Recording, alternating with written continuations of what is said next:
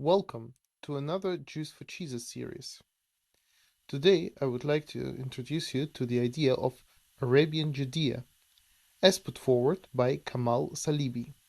Now, unfortunately, I am not in possession of Kamal Salibi's book, The Bible Came from Arabia, so instead I will base this video on two series of articles on this subject. The first one is Arabia, the Untold Story, as seen on the Facebook group Liberal Muslims United. And the second one is the series of articles by Kamal Salibi himself, as published on the German Spiegel magazine. The links to both can be found in the description to this video. Core idea in both is that the present-day identification of the biblical scenery with the geography of present-day Israel is not accurate and based mostly on the identification performed by the authors of the Septuagint translation. Kamal Salibi bases his argument on the fact that almost all biblical place names can be found in the southwest of modern Saudi Arabia. On the other hand, only a fraction of the roughly 800 places named in the Bible can be identified in modern-day Israel with certainty. Moreover, the scenery of the biblical stories seems more plausible if the Arabian locations are assumed. Salibi's next step is the proposition of a version of events that is consistent with his findings and the well-documented location of Judea in Hellenistic times in today's Israel. This version goes as follows. The biblical events until the conquest of Israel and Judea by the Assyrians and Babylonians took place in the border region between today's Yemen and Saudi Arabia.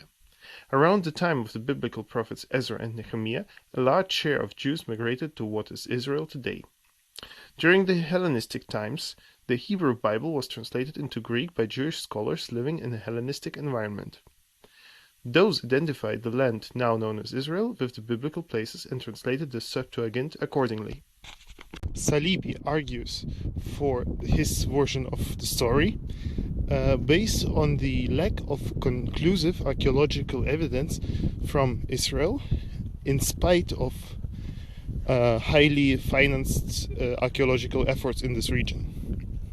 This notion is in agreement with the Quranic reference to the pharaoh as Firun instead of Al-Firun, as if pharaoh was a proper name and not a title.